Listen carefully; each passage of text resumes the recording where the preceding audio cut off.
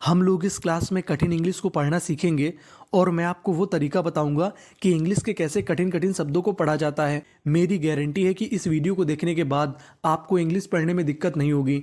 तो चलिए फिर करते हैं शुरुआत। देखिए आपके सामने जो पहली मीनिंग है इस सेंटेंस की, आपको काफ़ी बड़ी लग रही होगी, लेकिन बड़ी मीनिंग को पढ़ने का तरीका ये होता है कि उसे हम लोग कई टुकड़ों में तोड़ लें, फिर उसके बाद जोड़ जोड़ के पढ़ें। देखिए इस मीनिंग की शुरुआत में लिखा है ई एक्स। ई एक्स को इंग्लिश में पढ़ते हैं एक्स। क्या पढ़ते हैं? एक्स। यानी आपको ई एक्स लिखा मिले तो उसको पढ़ना है एक्स। और आखिरी में लिखा है ई एन सी ई। ई एन सी ई को हम लोग पढ़ते हैं एंस। क्या पढ़ते हैं? एंस।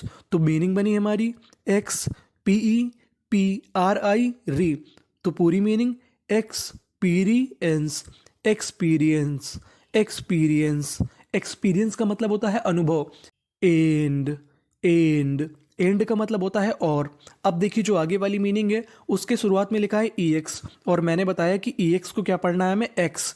क्या पढ़ना है? एक्स। और इस मीनिंग के आखिरी में लिखा है टी यू आर ई। टी यू आर ई को हम लोग इंग्लिश में पढ़ते हैं चर। क्या पढ़ते हैं? चर। यानी आपको कहीं पर टी यू आर ई लिखा मिले तो उसका उच्चारण होगा चर। उसे हमें टूरे नहीं पढ़ना, उसे पढ़ना है चर। तो मीनिंग क्या बनी? X P E N pen D I D T U R E से क्या पढ़ना है? चर। तो पूरी मीनिंग एक्सपेंडिचर। एक्सपेंडिचर। एक्सपेंडिचर इसका मतलब होता है खर्चा। एक्सपेंडिचर का मतलब क्या होता है? खर्चा। Experience and expenditure never. Never. Never का मतलब होता है कभी नहीं। देखिए नेवर के आखिरी में लिखा है ई आर, और आपको इंग्लिश में कहीं पर ई आर लिखा मिले तो उसका उच्चारण होता है अर। क्या होता है? अर। तो मीनिंग बन गई never. Never come. C U M E come. Come का मतलब होता है आना। देखिए इस मीनिंग के आखिरी में ई लिखा है, और इंग्लिश का रूल ये होता है कि इंग्लिश की 99% मीनिंग के अगर आखिरी में ई लिखा हो तो हमें ई का उच्चारण नहीं करना। तो मीनिंग बन गई कम। अब आगे वाली मीनिंग को देखते हैं। इस मीनिंग के आखिरी में लिखा है ई आर, और ई आर को क्या पढ़ते हैं हम लोग? अर। क्या पढ़ते हैं? अर। तो मीनिंग क्या बनी? T O to G E गे टू गे टी एच को पढ़ते हैं दा। क्या पढ़ते हैं? दा। तो मीनिंग बन गई टुगेदर। टुगेदर। टुगेदर का मतलब साथ साथ। इन। इन का मतलब में। आर ई ए एल इसे पढ़ेंगे हम लोग रियल। क्या पढ़ेंगे? रियल। ए एल को पढ़ते हैं अल, और आखिरी में लिखा है टी वाई। टी वाई को इंग्लिश में पढ़ते हैं टी। क्या पढ़ते हैं? टी। तो मीनिंग बन गई रियलिटी। रियलिटी। रियलिटी का मतलब होता है वास्तविकता में। तो पूरा सेंटेंस बना हमारा experience and expenditure never come together in reality. यानी जो अनुभव होता है और जो खर्चे होते हैं नेवर कम कभी नहीं आते, टुगेदर साथ साथ, इन रियलिटी यानी वास्तविकता में। वास्तविकता में खर्चे और अनुभव कभी एक साथ नहीं आते, यानी ये हमेशा अकेले अकेले आते हैं। नीचे वाले सेंटेंस को देखते हैं। इस मीनिंग की शुरुआत में लिखा है आर ई। आर ई को पढ़ते हम लोग री। अगर इंग्लिश की किसी भी मीनिंग की शुरुआत में आर ई लिखा मिले तो उसका उच्चारण करना है री। क्या करना है? री। और आखिरी में लिखा है B L E. B L E को इंग्लिश में पढ़ते हैं बल। क्या पढ़ते हैं? बल। यानी आपको इंग्लिश में कहीं पर बी एल ई लिखा मिले तो उसका उच्चारण करना है बल। तो मीनिंग बनी हमारी आर ई एस रिस। इसे क्या पढ़ेंगे? रिस। पी ओ एन पॉन। इसे क्या पढ़ेंगे? पॉन। S I C B L E बल। रिस्पॉन्सिबल। रिस्पॉन्सिबल। रिस्पॉन्सिबल। रिस्पॉन्सिबल का मतलब होता है जिम्मेदार। P E R. P E R को इंग्लिश में पढ़ते हैं पर। यानी आपको इंग्लिश में कहीं पर पी ई आर लिखा मिले तो पी ई आर को क्या पढ़ना है? पर। तो मीनिंग बन गई पर। S O N son. Person. Person. Person का मतलब व्यक्ति।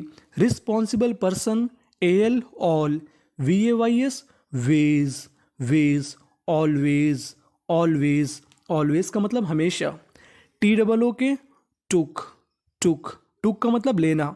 Responsible person always took. जिम्मेदार व्यक्ति हमेशा लेता है। क्या लेता है? R E S res. P O N pon. S I C responsi. B I L I T Y. T Y को क्या पढ़ना है हमें? T. B I L I bili. तो पूरी meaning responsibility. Responsibility. Responsibility. Responsibility का मतलब होता है जिम्मेदारी। इन। इन का मतलब में। अब जो हमारी आगे वाली मीनिंग है उसमें हमारा एफ 2 बार लिखा है, और इंग्लिश का एक रूल होता है कि कोई भी लेटर यानी कोई भी अक्षर अगर हमारा 2 बार लिखा है तो उसका उच्चारण खाली एक बार करना है। कहने का मतलब यहाँ पर एफ हमारा 2 बार है लेकिन पढ़ना खाली एक बार है। कितनी बार पढ़ना है? एक बार। तो इतनी मीनिंग बनी हमारी D I double F I diffi. Diffi. C U L T इसे पढ़ते हम लोग कल्ट। क्या पढ़ते हैं? कल्ट। तो मीनिंग बन गई हमारी डिफ़िकल्ट। डिफ़िकल्ट का मतलब होता है कठिन। अब नीचे वाली मीनिंग को देखते हैं। इस मीनिंग के आखिरी में लिखा है TION, और TION को इंग्लिश में पढ़ते हैं शन। यानी आपको इंग्लिश में कहीं पर TION लिखा मिले तो उसका उच्चारण करना है सन। क्या करना है? शन। और मीनिंग शुरुआत में हमारी SI शी, TU, यहाँ पे TU को पढ़ेंगे चू। क्या पढ़ेंगे? चू। तो मीनिंग बन गई सिचू, ATION, एशन, सिचुएशन, सिचुएशन, सिचुएशन। सिचुएशन का मतलब होता है परिस्थिति। पूरा सेंटेंस देखते हैं। रिस्पॉन्सिबल पर्सन ऑलवेज, जिम्मेदार व्यक्ति हमेशा, टुक लेता है, रिस्पॉन्सिबिलिटी जिम्मेदारी, इन डिफिकल्ट सिचुएशन। डिफिकल्ट का मतलब कठिन, सिचुएशन का मतलब परिस्थिति, यानी जिम्मेदार व्यक्ति हमेशा कठिन परिस्थिति में जिम्मेदारी लेता है। अगला सेंटेंस देखते हैं। इस मीनिंग के आखिरी में लिखा है OUS, और OUS को हम लोग इंग्लिश में पढ़ते हैं अस। क्या पढ़ते हैं? अस। और शुरुआत में लिखा है SUS, SUS को पढ़ते हैं सस। क्या पढ़ते हैं? शस। तो मीनिंग बन गई सस, PIPCIC। तो पूरी meaning suspicious, suspicious, suspicious. Suspicious का मतलब होता है संदेह भरा। आगे वाली मीनिंग को देखते हैं। इस मीनिंग की शुरुआत में लिखा है AC, और अगर आपको इंग्लिश की किसी भी मीनिंग की शुरुआत में AC लिखा मिले तो उसका उच्चारण होता है एक। क्या पढ़ते हैं? एक। CI, इसे पढ़ेंगे C, एक सी, एक C, DENT, dent, accident. Suspicious accident यानी संदेह भरी दुर्घटना। अब देखिए जो आगे वाली मीनिंग है, इसमें हमारा P 2 बार लिखा है, लेकिन उच्चारण कितनी बार करना है? केवल एक बार। और इस मीनिंग के आखिरी में लिखा है ED, और ED को इंग्लिश में पढ़ते हैं डा। क्या पढ़ते हैं? डा। यानी आपको इंग्लिश में कहीं पर ED लिखा मिले तो उसका उच्चारण करना है डा। और इसके पहले लिखा है EN, और EN को पढ़ते हैं N। क्या पढ़ते हैं? N। तो पूरी मीनिंग बनी HAPPEN, हैपन, और आखिरी में ED, हैपेंड, हैपेंड। हैपेंड का मतलब होता है घटित होना। इन का मतलब में। AUS, ऑस। AU को पढ़ते हम लोग इंग्लिश में ओ। क्या पढ़ते हैं? ओ। यानी आपको इंग्लिश में कहीं पर AU लिखा मिले तो उसका उच्चारण करना है ओ। तो मीनिंग बनी ऑस, PIPCIC, OUS, अस, ऑस्पीसियस, ऑस्पीसियस। ऑस्पीसियस का मतलब पवित्र। डे का मतलब दिन। Suspicious accident happened in auspicious day, यानी संदेह भरी दुर्घटना हैपेंड हुई। कब हुई? ऑस्पीशियस डे, यानी पवित्र दिन में। यानी एक संदेह भरी दुर्घटना पवित्र दिन में हुई। आगे वाले सेंटेंस को देखते हैं। वी का मतलब हम। THOUGST, इस पर आपको गौर करना है GST पर। GST को हम लोग इंग्लिश में पढ़ते हैं टा। क्या पढ़ते हैं? टा। यानी आपको इंग्लिश में कहीं पर GST लिखा मिले तो उसको पढ़ना है टा। क्या पढ़ना है? टा। तो मीनिंग बनी THOU, इसे पढ़ेंगे थॉ। क्या पढ़ेंगे? थॉ। GST टा। We thought, we thought. Thought का मतलब सोचा। ये वर्ब की सेकेंड फॉर्म है थिंक की। थिंक का मतलब होता है सोचना, थॉट का मतलब सोचा। वी थॉट, हमने सोचा। दैट, THAT, दैट का मतलब कि। वी थॉट दैट यू का मतलब तुम। CAUGST, AU को मैंने बताया कि क्या पढ़ना है? ओ। GST को क्या पढ़ना है? टा। और शुरुआत में लिखा है C, तो मीनिंग बन गई कॉट, कॉट। कॉट का मतलब पकड़े जाना। We thought that you caught, हमने सोचा कि तुम पकड़े जा चुके हो। बट, BUT, बट का मतलब लेकिन। अब हम लोग आगे वाली मीनिंग को देखते हैं। इस मीनिंग के आखिरी में लिखा है LY, और LY को पढ़ते हैं ली। क्या पढ़ते हैं? ली। और यहाँ पे L हमारा 2 बार लिख रहा है, पढ़ना कितनी बार है? एक बार। तो मीनिंग बन गई FI, इसे पढ़ेंगे फाई, NAL, नल, फाइनली, फाइनली। फाइनली का मतलब आखिरकार। यू का मतलब तुम। FOUGST, fought, fought. फॉट का मतलब लड़ना। We thought that you caught, हमने सोचा कि तुम पकड़े जा चुके हो। बट, लेकिन, फाइनली, अंत में, यू फॉट, लेकिन असल में तो तुम लड़े। अब आगे वाले सेंटेंस को देखते हैं। ही का मतलब वह या उसने। ही, RE लिखा है इस मीनिंग की शुरुआत में, इसे क्या पढ़ेंगे? री, RE, री। उसके बाद लिखा है P, रिप, LIED। आपको गौर करना है IED पर। IED को इंग्लिश में पढ़ते हैं आइड। क्या पढ़ते हैं? आइड। यानी आपको IED लिखा मिले तो उसका उच्चारण करना है आइड। तो मीनिंग बन गई रिप्लाइड, रिप्लाइड, रिप्लाइड। रिप्लाइड का मतलब उत्तर देना। ही replied that, THAT, that. He replied that, उसने उत्तर दिया कि। ही का मतलब उसने। हैड, ये सहायक क्रिया है। APPLIED, यहाँ पे P हमारा 2 बार है, लेकिन पढ़ना कितनी बार है? एक बार। तो मीनिंग बन गई एप्लाइड, एप्लाइड, अप्लाइड, अप्लाइड का मतलब होता है आवेदन करना। क्या होता है? आवेदन करना। फॉर, FOR, फॉर का मतलब के लिए। आ का मतलब एक। VACA, वैके। NCY, vacancy. ANCY, इसे पढ़ते हैं NC। क्या पढ़ते हैं? NC। तो मीनिंग बन गई वैकेंसी। वैकेंसी का मतलब नौकरी के लिए। एंड का मतलब और। STAR, star. TED, इसे पढ़ेंगे टेड। तो मीनिंग बन गई हमारी स्टार्टेड। स्टार्टेड, स्टार्टेड का मतलब चालू कर देना। अब देखिए जो आगे वाली मीनिंग है बड़ी मीनिंग है, इसे टुकड़ों में तोड़ लेते हैं। PRE को हम लोग इंग्लिश में पढ़ते हैं प्री। क्या पढ़ते हैं? प्री। और आखिरी में लिखा है TION को पढ़ते हैं शन। तो मीनिंग बन गई प्री, PA, पे, RA, रे। Preparation, preparation, preparation. प्रिपरेशन का मतलब होता है तैयारी। तो पूरा सेंटेंस बना, ही रिप्लाइड, उसने उत्तर दिया, दैट की, ही हैड अप्लाइड, उसने आवेदन कर दिया है, फॉर अ वैकेंसी, एक नौकरी के लिए, एंड और, स्टार्टेड प्रिपरेशन, और उसने तैयारी करना भी चालू कर दिया है। अगला सेंटेंस देखते हैं। DONT, यहाँ पे एपस्ट्रॉफी लगा है, इसको पढ़ेंगे डोंट। डोंट, और हम इसे डू नॉट भी पढ़ सकते हैं, डोंट।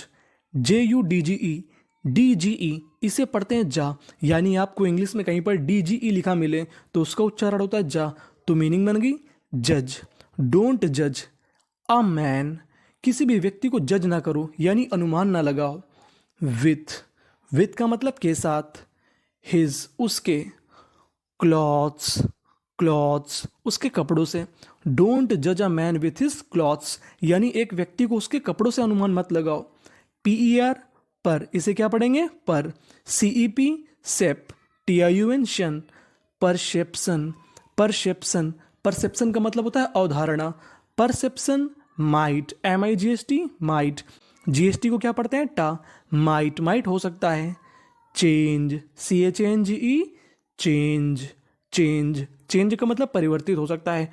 डोंट जज a man with his clothes, एक व्यक्ति को उसके कपड़ों से मत परखो। परसेप्शन माइट चेंज, यानी जो अवधारणा है वो बदल सकती है। अगला सेंटेंस पढ़ते हैं। INTER, टर। मैंने बताया कि ER को हमें क्या पढ़ना है? अर। तो मीनिंग बनी एंटर। NATION, तो आपने गौर किया कि TION है, इसे पढ़ना है शन। क्या पढ़ना है? शन। और आखिरी में लिखा है AL को पढ़ते हैं अल। क्या पढ़ते हैं? अल। तो मीनिंग बनी इंटरनेशनल। इंटरनेशनल, इंटरनेशनल, इंटरनेशनल का मतलब होता है अंतर्राष्ट्रीय। न्यूज़, NEWS, न्यूज़ का मतलब खबर। हैज़ बीन, ये सहायक क्रिया है। PUB, pub. LISH, लिस। और ED को पढ़ना है डा। तो मीनिंग हो गई पब्लिश्ड। पब्लिश्ड का मतलब होता है प्रकाशित होना। इन का मतलब में। WHOLE, इसे पढ़ते हम लोग होल। क्या पढ़ते हैं? होल का मतलब संपूर्ण। इन होल, SOCI, CI, इसे पढ़ेंगे साई। क्या पढ़ेंगे? साई। और TY को पढ़ते हैं टी। तो मीनिंग बन गई सोसाइटी का मतलब समाज। इंटरनेशनल न्यूज़, अंतर्राष्ट्रीय खबर। हैज़ बीन पब्लिश्ड, यानी वो प्रकाशित हो चुकी है। इन होल सोसाइटी, यानी पूरे संसार में अंतर्राष्ट्रीय खबर प्रकाशित हो चुकी है। ही का मतलब वह। आगे वाली मीनिंग को देखते हैं। यहाँ पर एम हमारा 2 बार है, पढ़ना कितनी बार है? 1 बार। तो मीनिंग बनी इमी। DIDATE, एट। LY, ली। इमीडिएटली का मतलब तुरंत। ही इमीडिएटली सोज, SHOWS, सोज का मतलब दिखाता है या दर्शाता है। ही इमीडिएटली सोज हिज। अब आगे वाली मीनिंग को देखते हैं। STRE, इसे पढ़ेंगे हम लोग स्ट्रे। क्या पढ़ेंगे? स्ट्रे। और N है हमारा स्ट्रेन। GTH में हमारा G साइलेंट रहता है, यानी हमें G का उच्चारण नहीं करना। तो मीनिंग बन गई स्ट्रेंथ का मतलब ताकत या क्षमता। ही इमीडिएटली शोज हिज स्ट्रेंथ, वो तुरंत अपनी ताकत दिखाता है। यू शुड, SHOULD, इसे पढ़ते हैं हम लोग शुड। क्या पढ़ते हैं? शुड। इसमें हमारा L साइलेंट रहता है। यू शुड, तुम्हें भी चाहिए। ऑल्सो, ALSO, ऑल्सो का मतलब भी। सो, तुम्हें भी दिखाना चाहिए। योर, तुम्हारी। POWER, पावर का मतलब ताकत, यानी वह अपनी ताकत दिखाता है, इस वजह से तुम्हें भी अपनी ताकत दिखानी चाहिए।